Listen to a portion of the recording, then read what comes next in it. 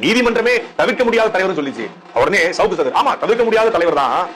நிறைய கதைகள் சொல்வதனால அவர் தவிர்க்க முடியாத தலைவர். அதுக்கு என்ன கதை சொல்வாருன்னு சொல்லி சொல்றாருன்னா, டெல்லிக்கு சீமானவர்கள் போயிட்டு வரும்போது அவரும் ராடாசந்தர் நிற்கும் போது அவங்க வந்து படம் பிடிச்சாங்க, துப்பாக்கியோட படம் பிடிச்சாங்க. அது என்னுடைய படத்தை வச்சிருந்தாங்க. உடனே இவர் இந்த படத்தை துப்பாக்கில ஒட்டி வச்சிருந்தாரு. இது அப்படி சொல்லவே இல்லை சீமான். அலைபேசியில படத்தை வச்சிருந்தான்னு சொன்னத துப்பாக்கில படத்தை ஒட்டி வச்சிருந்தாரு அப்படின்னு சீமான் கதை சொன்னாருன்னு சொல்றான்.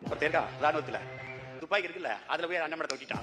அது என்னுடைய படத்தை வச்சிருந்தாங்க. உடனே இவர் இந்த படத்தை துப்பாக்கில ஒட்டி வச்சிருந்தாரு. இது அப்படி சொல்லவே இல்லை சீமான். துப்பாக்கி இருக்குல்ல, அதுல போய் அண்ணன் படத்தை ஒட்டிட்டான்.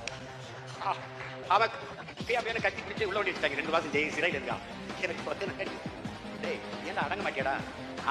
அப்புறம் தூக்கி வேற இடத்துல போட்டாங்க. வேற இடத்துல போட்டா 2 மாசம் தண்டனை முடிஞ்சு மறுபடியும் ஓட்டிட்டான். அண்ணன் அவன் என்ன என்ன சிறையில போட நான் ஒட்டுவேன், இல்லைன்னா வேற எடுத்து வந்துடுவேன். நிறைய ஆளு நம்ம ஆளு இருக்கு. இதே மாதிரி டெய்லி வந்து உங்களுக்காக பிட்டு பிட்டா போட்டுறேன். வரண்டாயா சாமி என்ன வந்து போடுறியா? இன்னைக்கு போட்ட புட்டே செருப்பு லெவலுக்கு வந்துருச்சடா. நாளைக்கு வந்தானா கொலைக்கே சாக்கிடுவானே.